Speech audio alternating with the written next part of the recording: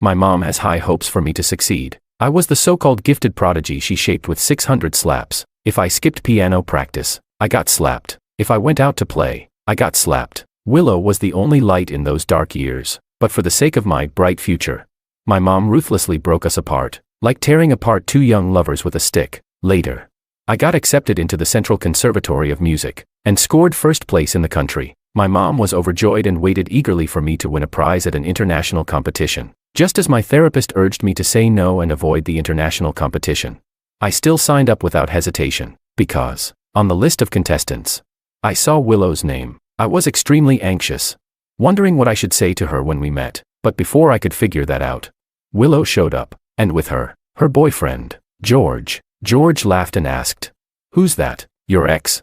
Willow just shook her head faintly. She said, "No, how could I ever like a freak like that?" So before the competition, when a reporter held a microphone to my mouth and asked if I had anything to say to my mom, right in front of tens of thousands of viewers, with my mother staring at me full of expectation, I laughed and coldly spat out a few words. She's a murderer. Chapter 1. My mom didn't have much education herself, but she wanted me to become an artist. That year, Lang Lang, the famous piano superstar, had just won a major award. Countless parents across the country were fired up, and somehow, my mom became one of them. It all started when my music teacher taught me a few simple songs, and then told my mom in awe, "This child is a genius." I've thought about that line countless times. I think the teacher just meant it as a kind, encouraging compliment, but my mom took it too far. She went crazy over it. She had just been about to divorce my dad, who'd lost his job, but that one sentence made her stay. She said, "Mom is betting her whole life on you. If you fail, you'll be letting everyone down." At 5 years old, I was lifted onto the piano bench and made to start practicing. She taped a terrifying schedule above my bed, modeled after Lang Lang's own practice routine she found online. She said I started later than others, so I had to work twice as hard. If Lang Lang practiced 6 hours a day, I had to do 12. Only that way could I become twice as brilliant. I had school during the day, so at night I wasn't allowed to sleep until I finished my hours. The piano clanged through the night. Neighbors would come and complain, "Sandra, you may not need sleep, but we do." My mom ignored them. The elderly woman upstairs banged the pipes every time she heard me practicing at night. Loud, urgent thuds that messed up my rhythm. The next day, my mom threw a dead rat upstairs. The old lady's grandson screamed in terror. My mom shouted, "You old hag, try messing with David's future again, and I'll go to war with you." I heard her yelling at the door for 10 minutes. When she came back, she sat next to the piano bench with a coat hanger in her hand. She said, "Mom's taken care of all the distractions. If you still can't play well, then it's your own fault." I looked at the hanger in her hand and nearly burst into tears. Chapter 2. Learning piano meant regular beatings. Play a wrong note, get hit. Doze off, get hit. Sometimes it was her hand, sometimes a clothes hanger. It all depended on her mood. Afterward, she'd cry and say, "I'm already being so good to you. When we were young, we got beaten worse, and we weren't even allowed to eat after. I'm hitting you to make you successful. It hurts me more than it hurts you. You think I enjoy beating you?" One day, my piano teacher noticed the bruises on my hand. She asked what happened. I whispered the truth. She frowned and stayed silent for a long time. I really liked that teacher. She was gentle and beautiful. She lived alone after a divorce and said her daughter, a few years older than me, lived with her ex in Shanghai. She asked how long I practiced piano each day. When my mom came to pick me up, the teacher gently said, "David's mother, no matter what, corporal punishment is never good, and David's only 5, he needs proper sleep to grow." My mom didn't say anything at the time, but she never took me back to that teacher's house again. That day, as she pulled me away, she muttered, loud enough for the teacher to hear, "No wonder her husband divorced her, she doesn't know how to raise kids." Chapter 3. Mom said that only family truly wishes the best for you, so I shouldn't listen to what outsiders say. At 11, I was admitted to the affiliated middle school of the Central Conservatory of Music. A highly respected master broke the rules to accept me as their last disciple. The news shocked our small town. Reporters swarmed our home, beaming with pride. My mom stood before them and shared her parenting wisdom. "I told our David, the piano is your life. If you stop practicing, you might as well die. My discipline is very strict." One time, David played the same wrong note 3 times. I slapped him, and on the 4th try, he finally got it right. Kids need to be hit. They don't know what's right until they've felt pain. It's okay if he hates me now. When he grows up, he'll thank me. All the newspapers were filled with interviews of my mom. The headlines were striking. The child prodigy created by 600 slaps. Many parents envied my mother and came to our home to learn from her. But not everyone agreed. Someone asked, "Isn't this too harsh on a child?" That person was immediately ridiculed by others. "That's why your kid will never get in." Obviously, I went to Beijing. My mom had my dad sell our old home so she could move with me and rent a place near school. Dad stayed behind, sending money on time. On the first day of school, after the principal gave his speech, he asked if any parents had something to share. My mom raised her hand high and took the mic from the host. "Our David is the youngest student in this class, and also the one who started learning piano the latest. But I guarantee the school, he will be the hardest working. One day, he'll become the next Lang Lang. No, he'll surpass Lang Lang." All the students looked at me. I was mortified. I tugged on my mom's sleeve and said quietly, "Please don't say that. Everyone here is talented." My mom got upset. She said loudly, "Then all the more reason to take them as your goal, so you can surpass them."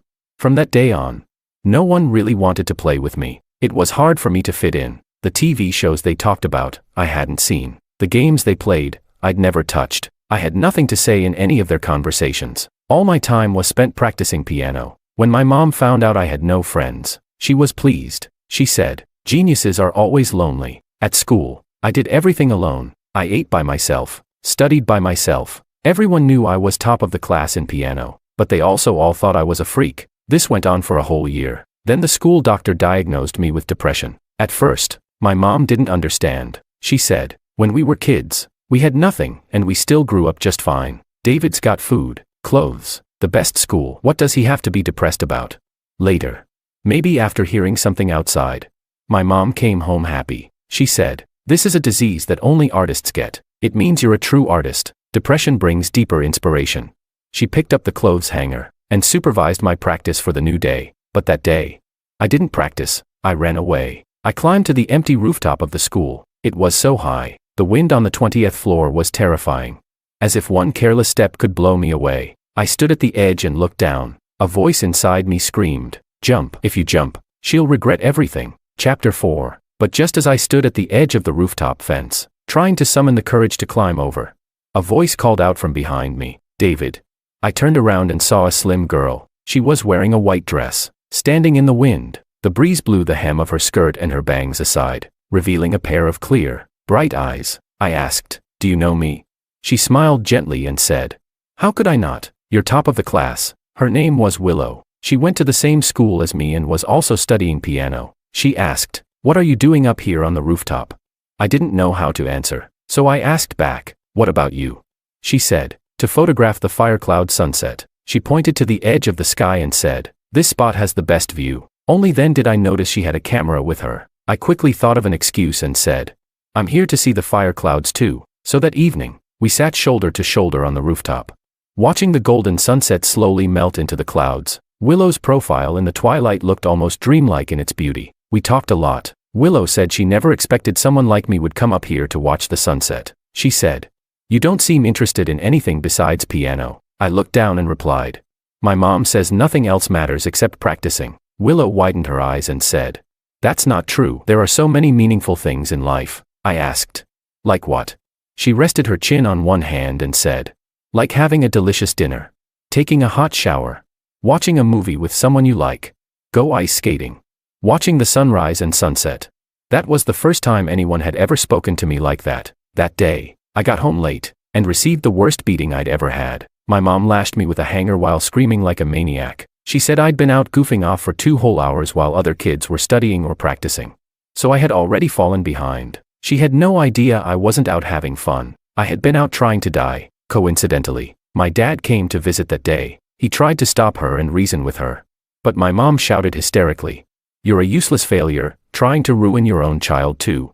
My dad fell silent. He sighed, backed away, and drank alone in the corner, letting my mom discipline me however she wanted. There was nothing I could do. When it came to raising me, my mom had absolute authority. After all, she'd been in the newspapers, and everyone said that without those 600 slaps, there would be no David today. That day ended with me being banned from dinner and forced to practice 4 extra hours of piano. As I sat down at the bench, my mom stood beside me, panting and barking. "Didn't you say all the time you wanted to die? Then go ahead and die, but as long as you're alive, you practice." Just as I was about to lift the piano lid, my hand paused slightly. I looked up at her, eyes wide. She snapped. What are you staring at? I clenched my teeth and said, You read my diary. In that diary, I wrote nearly every day about wanting to die. She pointed the hanger at me and said, Is that any way to talk to your mother? What do you mean, read your diary? You think I wanted to read your crap? I read it because I'm responsible for you. Now stop talking and start practicing. She saw what I wrote, but she didn't believe I'd actually do it. I heard her say to Dad, Kids always like to indulge in melodramatic whining. David just wrote it to get my attention. He thinks he can threaten me. It won't work. If he's really got the guts, let him drink poison. I'll drink it with him. That night, I lay in bed, body covered in bruises, unable to sleep, while that conversation echoed from the next room. But I didn't want to die anymore, because Willow said she'd wait for me the next day to watch the fire-cloud sunset. Chapter 5. I looked forward to seeing Willow. Back then, I didn't even know what puppy love really meant. I just knew I liked Willow the same way I liked the night sky after a rainstorm, the way a kitten licked my fingers, and the cold beads of condensation on a can of cola fresh from the fridge. Those were some of the very few moments in my life when I truly felt happiness. Whenever Willow turned back to smile at me under a sky ablaze with sunset clouds, my entire world would suddenly feel brighter. Willow always complained that I never stayed long. Pouting, she said, You've only been here 20 minutes. She looked at me and asked, Can't you stay a little longer? She didn't know that those extra 20 minutes each day were already something I had fought tooth and nail to get. I told my mom that the school's performance showcase was coming up, and the teacher had kept me back to discuss which piece I should perform. I had barely ever lied in my life, so when I said that, my legs were trembling so hard it felt like they were about to cramp. But my mom didn't notice. She snorted from her nose and said, You can do the performance, but don't let it interfere with what really matters. She looked at me and said, You do know what really matters, right? I muttered like a mosquito, being number one. She frowned and said, Louder. I shouted, Being number one.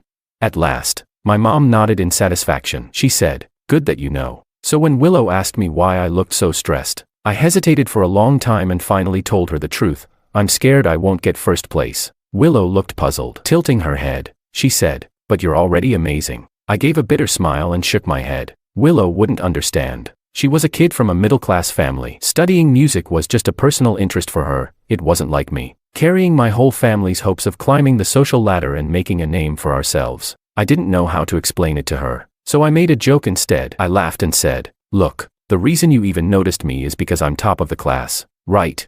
Willow chuckled softly. She said in a gentle voice, That was a lie. I remembered you because I was curious about you. I kept seeing you always by yourself and thought you were really cold. But then one day it rained hard, and I saw you building a shelter for a stray kitten. That made me curious about what you were thinking. It was only later that I found out you were the top student in your grade. So you see, it's not being excellent that makes someone likable. She looked into my eyes and said, I like you. It has nothing to do with whether you're number one. That was the first time in my life anyone had ever told me they liked me. And that sentence broke down every wall I had. I froze on the spot, not responding for so long that Willow's face turned red. She bit her lip and said, Did I say something wrong? No, I said as I hugged Willow. Thank you, Willow. I like you too. I thought that was the moment light finally broke into my life, but I later realized it was actually the last beautiful moment I'd ever have. The next day, in my second class, the homeroom teacher walked in. In front of everyone, she gestured for the math teacher to pause, and then called me out. David, go to the principal's office. Confused, I asked, What for? The teacher's face gave nothing away. She said, You'll know when you get there. The principal's office was 3 floors up. With every step I took, my legs trembled harder. A nameless dread gnawed at my chest, making my whole body shake. And when I knocked, called out, Excuse me, and pushed open the door to the principal's office, all my worst fears came true, because sitting in the office chair was the principal.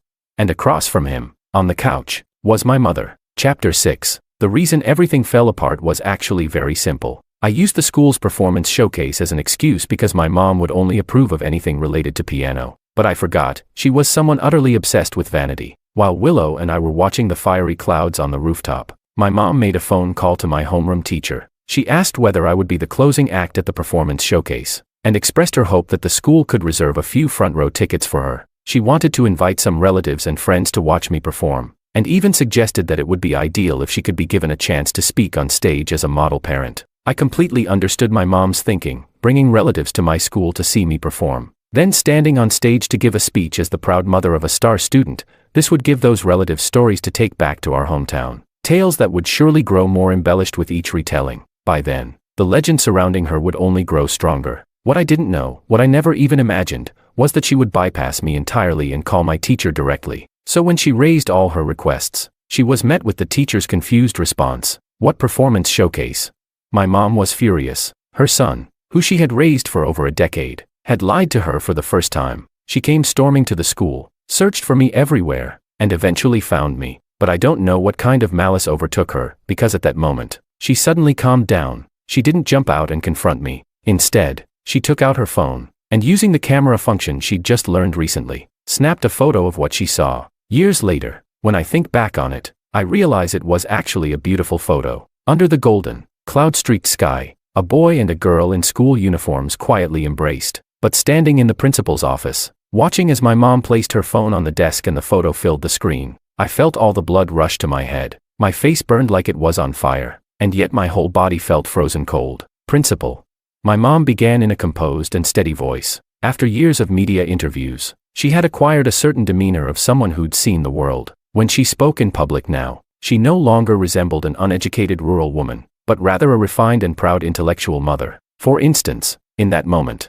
she looked at the principal and said, "Our David is a gifted child who's even been on the news. I trusted in your school's values and discipline, that's why I sent him here. But what has your school done? I saw with my own eyes, a female student seducing my son. My child is simple and honest. Aside from practicing piano, he doesn't understand anything. He's been taken advantage of and doesn't even realize it." The more she spoke, the more agitated she became. That outer shell of elegance began to crack, and her crude, true nature spewed forth with her spit as she ranted through the office. "My son has never lied once in his life. He's been ruined by this little tramp."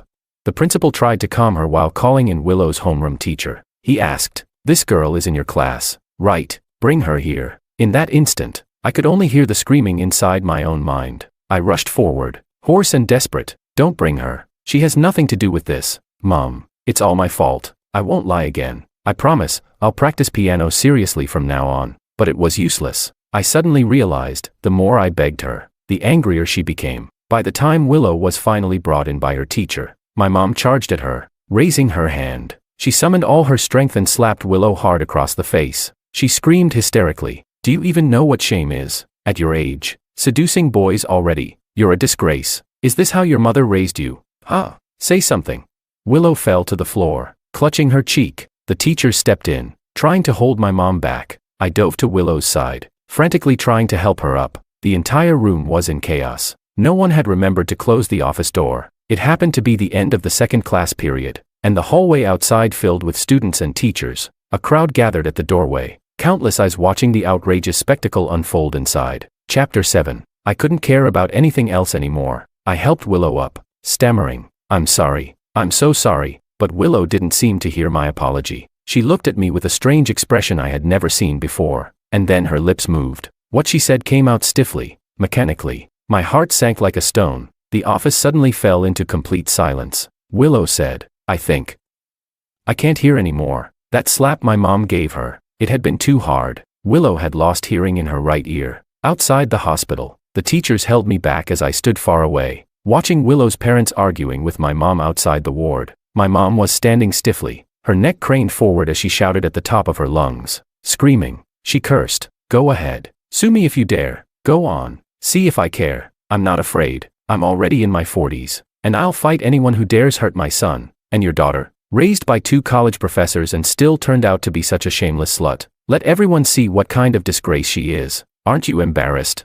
Maybe it was because they feared how crazy she could get. Willow's parents said nothing more. They silently took their daughter and left. Just before they turned away, they gave me a look, half filled with disgust, half with pity. I looked past them, at Willow, but Willow passed me without saying a word, not even sparing me a glance. My mom was smug about it. She boasted to my dad.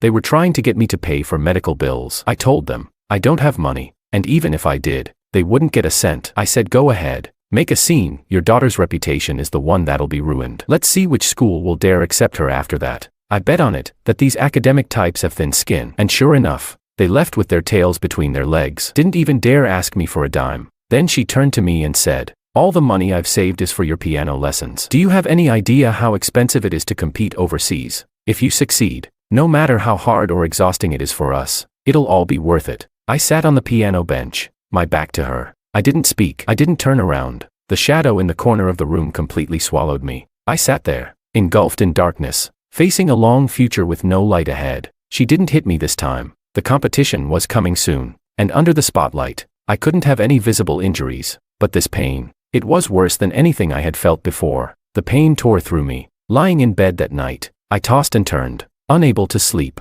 It felt like 1,000 ants were gnawing between my bones. Every time I closed my eyes, all I could see was Willow's face. In the next room, my mom slept soundly, her breathing deep and even. Willow never came back to school after the incident. The very next day, her mother returned to handle her transfer paperwork. All the students started pointing fingers at me. Willow had been well known from the day she transferred in, beautiful and well-liked. So after she left, some classmates started bullying me. Thumbtacks began to appear in my lunchbox. Glue was smeared across my chair. Bugs turned up in my water bottle. One of the student council members threw my backpack down from an upper floor. Then he and his gang pinned me down, one of them jabbing a finger at my face and shouting, "Son of a bitch, you're the one who ruined Willow." They probably expected me to fight back, but I didn't. I just stood there silently, letting their punches and kicks land on me. What was the point of resisting?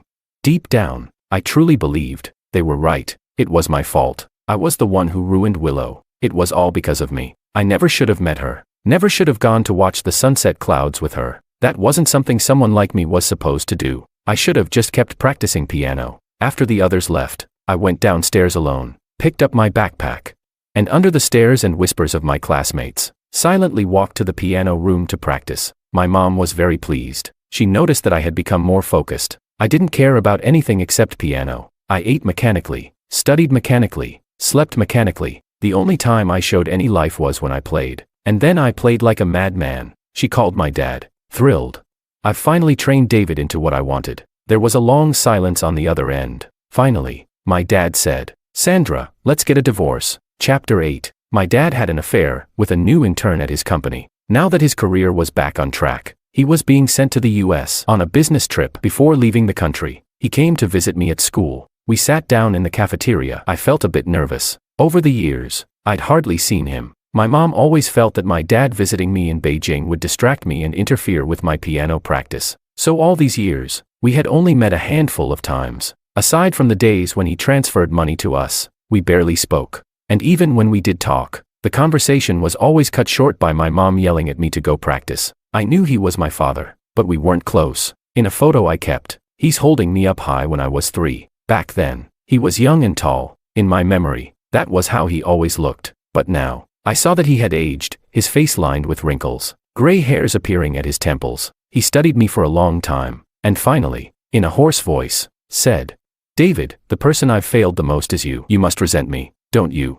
I shook my head. There was so much I wanted to say, but in the end, I only managed one sentence. "Dad, you've worked hard. Go live the life you want." I didn't blame him. I didn't blame him for not fighting for custody. I envied him, envied that he could escape this family, while I kept sinking deeper into the mire, suffocated, and somehow had grown used to it. My father left. I went back to practicing piano. I banged on the keys as hard as I could, using Chopin and Beethoven to drown out the sound of my mom's voice as she talked on the phone in the next room. She called every relative and friend, cursing my dad, cursing him for cheating, for finding a mistress, for abandoning his aging wife, for turning evil once he had money. She said, everything I did was for the child, for this family. She was always like that, always quick to claim credit for anything good, and just as quick to shift the blame for anything bad. She also came to me and badmouthed my father. "Remember, it was your dad who didn't want you, so if he ever comes back begging, you better not accept him." I wanted so badly to argue with her. I wanted to ask, "And what about you? When Dad lost his job, how much humiliation did you make him endure? Weren't you also planning to abandon me and remarry back then?" I wanted to say that all these years, it was Dad who worked and supported the family, but when you, Mom, became famous as a successful educator, he stayed quietly in the shadows. I wanted to say that our family falling apart wasn't his fault, it was yours. But in the end, I said nothing. I even nodded and replied, "Got it," then added, "I need to practice," and shut the door. I no longer argued with my mom. There was no point. I had realized that this was a war I could never win. No words I spoke could ever make her confront her own wrongs. So I chose silence, to conserve what little of myself was left. The one thing my mom could be glad about was that after I started winning competitions, I began to earn a decent income. So even after the divorce, Our family still had money coming in. A variety show director even contacted me, asking if I'd appear on the show. My mom immediately asked if she could come with me. When the answer was no, she was visibly disappointed, but I still went. As a result, I gained a following. They called me the piano maniac, cheering for me on social media. My popularity at school began to improve again. Some girls even wrote me love letters and left them in my desk drawer with chocolate. Among them, there was one underclassman I had a bit of a soft spot for, simply because her smile reminded me of Willow. I asked her, "What do you like about me?" She looked surprised and said, "Oh my God, I can't believe you'd ask me that. You're so amazing, who wouldn't like you?" I didn't say anything. In my mind, I heard Willow's voice again. "It's not because you're excellent that someone will like you." At that moment, I missed Willow so much, but I hadn't seen her in many years, so I went back to practicing piano, and let everything else drift away. But somehow, my mom found out about the junior student who liked me. I had already prepared myself, waiting for her to lose her mind again, but this time, her reaction completely caught me off guard. She confirmed the girl's name with me several times, then searched her rare surname online. Finally, she beamed and said, "Just as I thought, she's the daughter of the school's honorary board director." Seeing my blank expression, my mom poked my forehead, annoyed. "You silly boy, do you even know who that board director is? He's one of those tycoons on the Huruan rich list," she said. "Do you know how many years of struggle you could skip if you managed to win her over? Hurry up, if you get the chance. Seal the deal before it slips away." I stared at my mom's mouth opening and closing in front of me, but I couldn't hear a single word she was saying anymore. There was only one voice in my head. What a joke. I used to think, at least, I used to believe, that even though she was vain and obsessed with social climbing, she still genuinely wanted me to succeed. But in that moment, I understood, clearly and completely, she didn't. It was like time rewound to that night, when I was barely 5, curled under the covers, listening to her scream at my dad from the next room. "Take your son and get out. Useless piece of trash, can't even earn a proper living. What the hell did I get out of being with you? You leave early and come back late, and all you bring home is 8,000 yuan a month. You call that being a provider? Let's get divorced. You take the kid. I'm not dragging some dead weight around for the rest of my life." Nothing had ever changed. She never cared about me. She abandoned me because I was a burden. She kept me only because I could benefit her. Everything, every word, every action was just for her own gain. Seeing my indifferent attitude, my mom dressed herself up the next day and went directly to the board director, inviting his family to visit our home. As expected, she was politely turned down. When she got back, she was furious, ranting about how shallow and snobbish they were. But thankfully, she didn't keep pushing the issue. She said, "David, win this for pride. If nothing else, when you take the prize at the international competition, all these people who look down on us will eat their words." The competition she spoke of was one of the most prestigious in the field. Everyone in the industry believed I had a real chance at winning it all. My mom was thrilled. Everything was unfolding exactly as she had planned. I asked her, "Have you ever thought about my plan?" She rolled her eyes. "What do you know? What plan could you possibly have?" I fell silent. She was right. I had never had a plan for my own life. That night, I asked myself, if I had the freedom to choose what I really wanted to do, what would I choose?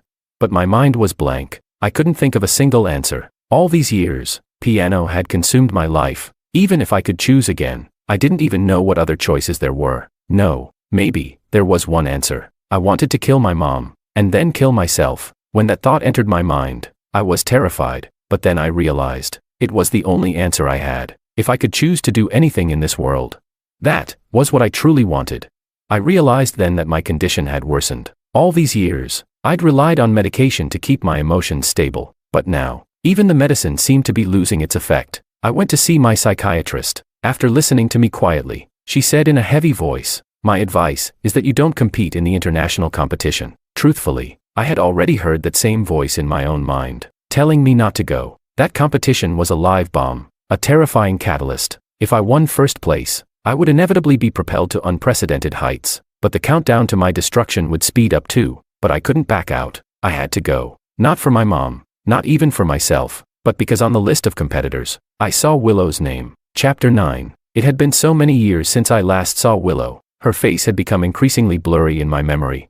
But her voice, her smile, the way the wind lifted the hem of her skirt, those lived on like an eternal oil painting etched into my heart, never fading. If someone has only ever seen a single beam of light in a long, dark tunnel, how could you possibly expect them to forget what light looks like? My mom also saw the list of competitors. but she showed no reaction at all. Time had passed, so much that she had completely forgotten Willow. Perhaps, even back then, she had never even tried to remember her name. She packed her suitcase, stuffing in several designer gowns she had just bought. She came with me to the competition. There would be interviews after the event, broadcast live by the television station, and she wouldn't miss such a spotlight moment for the world. Before the competition, all participants were checked into the official hotel. My mom found it novel. Once she confirmed it was free, she went off to enjoy the pool and barbecue. I, with my heart pounding wildly, waited in the dining hall. Willow would probably come to eat, right?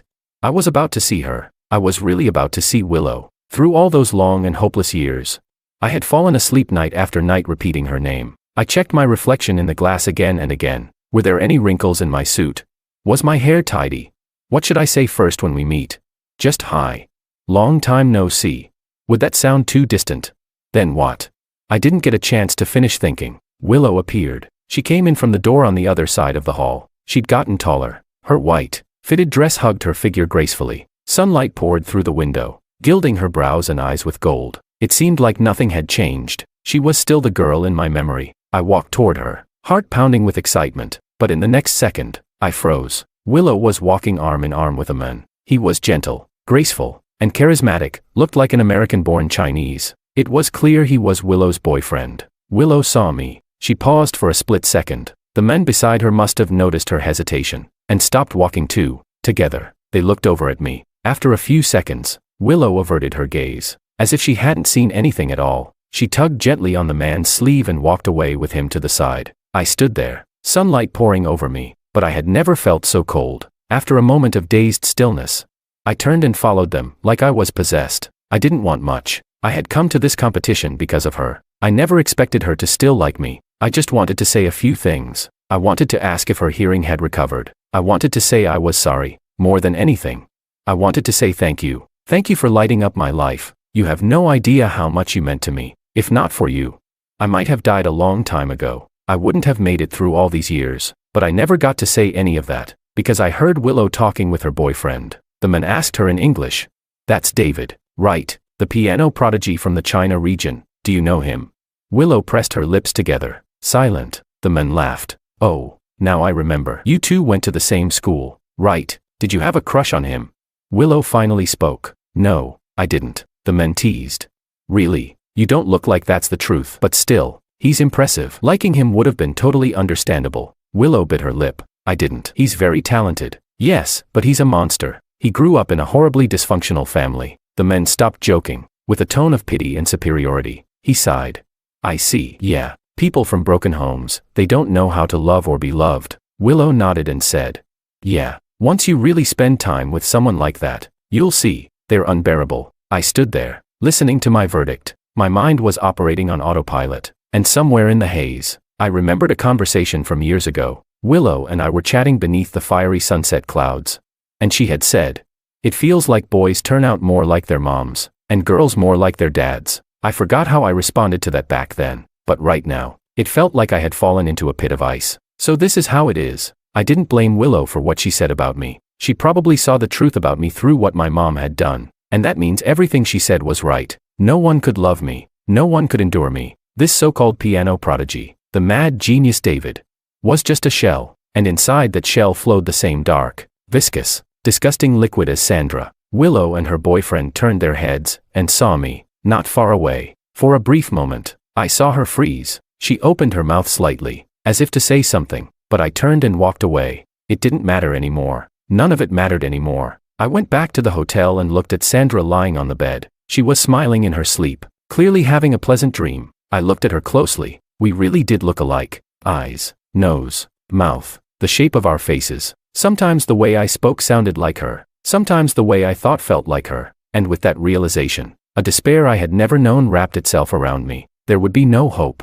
Not in this life. Even if Sandra died one day, the parts of her that lived in me would remain forever. Only a final ending could set me free. I looked at the fruit knife in the fruit tray. My hand slowly reached out and gripped the handle. Kill her. I said in my heart. Kill her. Then kill myself. I walked toward Sandra. She was completely unaware. The curtains fluttered with the wind, the rustling of leaves outside sounding like the sonata of my fate. The fruit knife slipped from my hand and clattered to the floor. The prelude to murder came to an abrupt halt. I crouched down, hugging my head, trembling violently. No, this wasn't the revenge I wanted. If she died now, she would die at her happiest, well-fed, well-dressed, rich and respected. Her son was about to win first prize at an international competition. Everyone believed she was a model mother, a brilliant educator, a life so radiant and glorious. I wasn't going to give her that ending. I put the fruit knife back in the tray. I lifted the piano lid and started to play. In the flow of music, Sandra turned over in her sleep and murmured something. She was probably rehearsing her speech for the day I won the competition. I smiled. My fingers danced across the black and white keys with precision and strength. So be it. Let the music swell into its climax. Let us together welcome that grand, magnificent destruction. Chapter 10. The days that followed were quiet. I kept to myself, ate alone in the dining hall, returned to practice piano, and didn't make friends with anyone. But one day, a man sat down across from me. It was Willow's boyfriend. His name was George. In clumsy Mandarin, George apologized to me. He said, "I'm sorry, Mr. Chan. What we said the other day probably hurt you, and for that, I sincerely apologize." In that moment, I almost laughed. I set down my fork and looked at George across the table. He radiated a natural, effortless confidence, clearly someone from a wealthy background, a second-generation rich kid. The guy was surprisingly blunt. Usually, when someone says something behind your back and gets caught, they'll just pretend it never happened. Even if they feel guilty, most would rather avoid confrontation. But George had gone out of his way to apologize. I asked, "Do you really feel sorry?" He nodded heavily, then continued to confess in Chinese. "Really, I say true. I was because I Detective Willow maybe before like you. So I speak crazy words. Actually, I always respect you much. I often watch your little video." I smiled and said, "Then do me a favor." He asked, "What kind of favor?" I said, "Invite me over to your house." Chapter 11. The last few days flew by. In no time, the international competition was tomorrow. That night, I had a rare dinner with my mom. She wasn't happy about it. She complained I was wasting her time. She was still debating whether to open her speech in Chinese or English, and if it was in English, she'd have to memorize it a few more times. I watched her silently as she revised her speech. After a long while, I spoke in a low voice. "Mom." She was carefully spelling out the word educate. And without looking up, she snorted impatiently through her nose. "What?" I asked. "Do you think you owe me an apology?" She looked up abruptly, frowning deeply. She was about to lose her temper, I could tell, but I repeated myself. "Do you think, over the course of my entire childhood, you owe me an apology?" She slammed her hand on the table. The fork and plate bounced and clattered back down.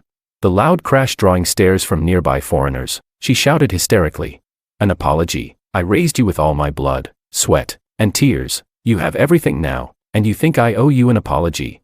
I silently shoved the last bite of food into my mouth, stood up, and left. She didn't follow me. Maybe it was because the competition was tomorrow. She didn't want to push me too far today. Back in my room, I pulled open the drawer. Inside, a gun lay quietly. I had stolen it that afternoon from George's father's study while visiting their home. Maybe by tomorrow, they'll discover the gun is missing. But it doesn't matter. By then, everything will already be over. Chapter 12. My performance was scheduled for 9 a.m. the next morning. At 6:30 in the morning, my mom got up, buzzing with excitement. She put on her dress and earrings. At 6:50, she came to my room to knock on the door and remind me to get up, but I was already gone. At exactly 7 o'clock, I arrived at a nearby street I had scoped out earlier. From there, it was a 15-minute walk to the concert hall. And from the front entrance to the backstage area, it took another 3 minutes. At 7:10, I walked into a convenience store. It was a winter morning, and the sky wasn't fully bright yet. The street was empty, and inside the shop, the only clerk on duty was dozing off. I bought a bottle of hot juice. At 7:20, I finished the juice. Wandering the street with my hands in my pockets, fingering the gun hidden in my coat, I had learned how to use it during military training, and during my visit to George's house. I had casually confirmed its operation with his father. At 7:40, my mom was frantically looking for me. She kept calling my phone. I turned it off. At 8 o'clock, I went back into the same convenience store. The clerk had changed. Now sitting behind the register was a young Chinese guy, probably the owner's son. As soon as he saw me, he said, "Dude, you're dressed so formally. Got some kind of big event coming up?" I smiled and said, "Yeah, I'm going to a piano competition." He looked at me with envy and said, "Man, you're really something. Not like me. I came here and ended up stuck working at this store. Couldn't even get into a decent school. Feels like I'm wasting my life." I was silent for a moment. Then I said, "Someone once told me something really important. That person's no longer in my life. But I've never forgotten what she said. Softly, I said. She told me. You don't have to be excellent to be loved. He nodded slowly and said. My parents told me that too. He was so lucky. I took a deep breath and glanced at the clock on the wall. It was 8:30. Time. I raised my hand and pulled the gun out of my coat. I told him. Turn around. Hands on your head. His eyes widened in terror. He began to tremble. I said calmly. Just do as I say. Then I fired a shot at the shelf beside me. The recoil numbed my wrist. The sound of the gunfire shattered the silence of the winter morning. And in that moment, it felt like something inside my chest had ripped open, forcing its way out from the roots of my heart. 2 more shots. The shelves crashed to the floor with a thunderous noise. Glass shattered, scattering shards everywhere. The clerk was stunned. He turned around, hands over his head, trembling violently. He said, all the money's in the register. He thought I was robbing the place, and I was. I looked around the convenience store. Finally, I picked up a pack of chewing gum. As I left with that pack of gum, the clerk, somehow finding the courage, called out to me, wait. I remember you. Aren't you that piano prodigy? I smiled, popped a piece of gum into my mouth, then tossed the gun to him. I said, can you do me a favor?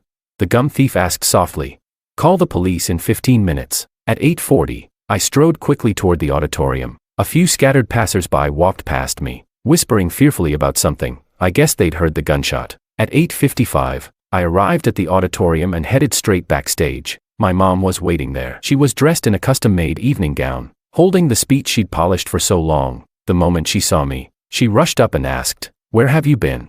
I didn't answer her. At that moment, the clock struck 9. The host announced my name. I stepped out from behind the curtain and sat down at the piano. Silence fell. The auditorium was huge, the domed ceiling looming above. Countless audience members and judges sat below, with dozens of high-definition cameras surrounding the stage. It was said that several contestants before me had choked from nerves and underperformed terribly, but not me. I felt an unprecedented calm. I raised my hands and let my fingers fall heavily on the black and white keys. This was my final piece, my swan song, the curtain call of my long life. After the first bar, I saw the judges' expressions change. Out of the corner of my eye, I saw my mother jumping backstage, apparently yelling furiously. I knew exactly what shocked them. The piece I was playing was completely different from what the host had just announced. I was playing La Campanella, one of the top 10 most difficult piano pieces. It wasn't my competition piece. In previous practice sessions, I had always struggled with it. Suddenly switching pieces now, in my mother's eyes, meant I had ruined all her years of effort. But I didn't care. The judges and audience faded from my world. In the stillness, it was just me and the piano. I knew it better than I knew my own body. It gave me glory. It gave me pain. I loved it, and I hated it. And this piece, this was our final goodbye. The performance ended. Silence. I exhaled deeply and rose to bow. Moments later, the auditorium erupted in thunderous applause. An almost perfect performance. The judges began scoring. When the host announced the score, my mother rushed onto the stage, overwhelmed with excitement. Grabbing my hand, she exclaimed, my son is number 1. Undisputed first place. I had been the last contestant, and my score was significantly higher than the others. A clean lead. I turned my head and looked at my mother's face, distorted with excitement. She pulled out her speech, one she'd prepared long ago. Sure enough, reporters surrounded us. She stood in the middle, basking in attention, reciting the opening line. I'm proud of my son, David Chan. Then she gazed at me with motherly affection. It looked like the ending of a Hollywood family film. The son achieves his dream, and the mother beams with pride. A reporter held a microphone to my face. Is there anything you'd like to say to your mother? Under my mother's hopeful gaze, in front of tens of thousands of spectators, I smiled and coldly said, she's a murderer. My mother's face instantly changed. I said no more, because in the next second, the doors of the auditorium swung open. The police entered and walked straight to me. My smile grew brighter. For once, heaven had helped me. Every moment had aligned perfectly. The entire venue was in shock. Reporters, thrilled by the spectacle, raised their cameras toward me. Many began questioning my mother. Ma'am, what crime did your son commit? Why is he being taken away by the police? He just said you're a murderer. What does he mean? My mother stood there, mouth agape, unable to say a word. It wasn't supposed to be like this. This was supposed to be the most glorious moment of her life. She had prepared that speech for so long. She was supposed to be interviewed, broadcast across the country. Everyone would talk about her great motherly dedication. She'd be on TV, sharing her parenting success, admired by all. But why? Why had it turned out like this? Chapter 13. Mother. Dear mother, the world is cruel like this. because we are bound by blood. You were able to use raising me as a way to complete yourself, and I could only destroy myself in order to destroy you. Chapter 14. My mother's world began to collapse on that day. The news of me being taken away by the police right after winning the championship exploded like a bomb. Every media outlet was reporting on it. Every keyword associated with me was headline grabbing. Together, they were shocking. Genius, criminal, success, failure, glory, ruin. My mother got the fame she had always dreamed of, just not in the way she expected. All these years, she had tightly bound herself to me. Wherever my accomplishments were mentioned, she made sure to insert herself and boast loudly. So when I fell, it was inevitable that all eyes turned to her too. What's more, I was still legally underage when arrested, clearly classifying me as a juvenile offender, so the topic of parenting couldn't be avoided. A wave of viral think pieces emerged on public accounts. On social media, influencers wrote lengthy posts analyzing our relationship as a textbook case of symbiotic strangulation. In psychology, they wrote, symbiotic strangulation refers to a relationship where only one person's will and needs are allowed to exist, and the other is reduced to a tool for fulfilling that dominant demand. Looking at Sandra's life path, it's easy to see that she's always resented her fate. She considered herself excellent, but married someone far below her expectations. At first, she pinned all her hopes on him, but reality quickly disappointed her. Criticism and blame became the main tune of their daily life, and when that man's career finally began to recover, he, unsurprisingly, cheated on her and left without a second thought. All the resentment, frustration, and bitterness she had accumulated over the years were ultimately poured into her last remaining gamble, her son, David. What David did was a long-suppressed eruption, aimed at shattering the prison that confined him. Soon, more revelations surfaced. Our school's nurse came forward and testified that I had been diagnosed with depression when I was barely 10 years old. Public opinion exploded again. It was obvious that over the years, my condition hadn't improved, it had only worsened. As my legal guardian, Sandra's role in that outcome was self-evident. Old newspapers from over a decade ago were dug up. The headline, now horrifying in retrospect, read, "A genius boy forged by 600 slaps." Public sentiment had completely shifted since then. People now said, geniuses are born, not beaten into existence by 600 slaps, but 600 slaps are enough to completely destroy an ordinary child. While in confinement, I was also interviewed by reporters. They asked, "Why did you say your mother is a murderer? Do you mean she murdered your life? Do you hate her? If you had a second chance, would you choose to be just an ordinary person?" I stared out the window at the clouds. The sun was setting. I was only 17, and yet I had already experienced both the peaks and the valleys of life. In the end, I answered none of their questions. I was tired, exhausted. The doctor gave me a shot of sedative, and I collapsed into the pillow, sinking into a deep, dark sleep. Chapter 15. In the autumn of the following year, I returned to the country. Before returning, I went to see my father. He was playing with my younger half-brother, his child with another woman, on the lawn in the courtyard. I watched them quietly for a moment, left a gift, and left without meeting him, since he had already begun a new life.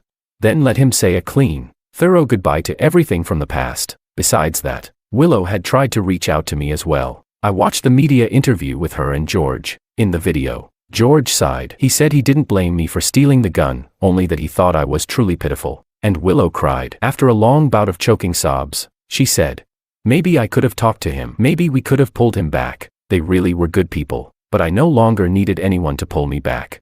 After returning home, I went to see my mom. She had suffered a devastating blow. Her life had lost all hope. In our hometown, where she had once hoped to return in glory, now everyone either cursed her or laughed at her. Her hair had turned completely white overnight. In the dead of winter, she had gone out and was struck by a car on an icy road. When I visited her, she sat in a wheelchair. Her face was deeply sunken. She looked 20 years older than she had just 1 year ago. The moment she saw me, she erupted into a stream of curses. I crouched down in front of her, looking at this frail old woman. In that instant, I was no longer afraid of her. This was my final revenge. I looked into her eyes and calmly said, "Mom, look at me now. I have nothing left, only a criminal record, long-term reliance on medication, and no survival skills. I'm a complete failure. Your 20 years of effort, all ruined just like that. And you're a total failure too. The biggest mistake of your life was giving birth to me. No one will ever want to be with you again. I won't come to see you anymore. From now on, your life will be confined to that wheelchair. Oh."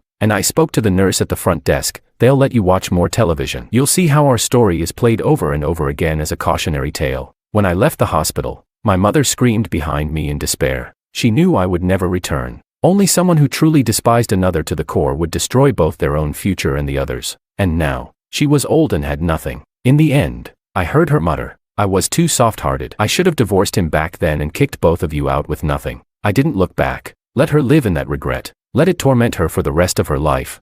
But I was wrong. There would be no rest of her life. 3 days after I left, my mother, having lost all hope, went to the rooftop and did what I had wanted to do more than 10 years ago but ultimately never did. Chapter 16. I didn't know about her death, because at that very moment, I was also standing on the top floor of a school building. The sunset poured down like blood, and I knew, this time, Willow wouldn't be there to save me. One leg had already stepped over the railing. The building was still just as tall. The wind blew past. Everything felt so empty. There was nothing left for me to hold on to. The only thing I had wanted, to destroy my mother, and then destroy myself, was already done. Willow, sigh. All those people who had once brought me fleeting warmth had now left me, each beginning their own new life. And I had been broken, inside and out. I no longer wanted to be a burden to anyone. My other leg crossed over the railing. Suddenly, a little boy's voice came from behind me. "Don't do it." I turned around and looked at him. He was maybe 5 years old, with a close-cropped haircut. Looking at me timidly, he said again, "Don't do it." He walked closer and reached out his hand. He said, "You have to stay alive." I said, "Don't come any closer." The edge of the rooftop was dangerous, and I was afraid he might fall, but it was like he didn't hear me. He kept walking toward me, still saying, "You have to stay alive." I didn't want him to get closer, so I had no choice but to climb back over the railing. As my feet landed back on the rooftop, I saw him smile. "That's more like it," he said in his clear, childish voice. I held his hand and led him to a safer spot. I asked, "Why are you here alone? Where are your parents?" He looked down, a sad expression on his small face. He said, "Mom wants to divorce Dad. She doesn't want me anymore." I was really sad, but I told myself it's okay. The TV said life is really long. Even if my mom and dad don't love me, maybe when I grow up, someone else will. Oh, and my music teacher really likes me. She's teaching me to play the piano, and she says I'm a genius. I froze. Suddenly, something clicked. When I turned to look again, the little boy was gone. There was no one by my side, only the gentle wind brushing past me. No little boy. What I had seen was myself at 5 years old. I broke down and cried. I wept with all my strength. So this is what it meant. After everyone had left me, the one who saved me in the end was me. I looked up. The clouds on the horizon were bathed in the glow of sunset, shining like molten gold. Many years ago, a girl had said to me beneath skies painted by burning clouds, "There's more to life than piano. Like having a good dinner, taking a hot bath, watching a movie with someone you love,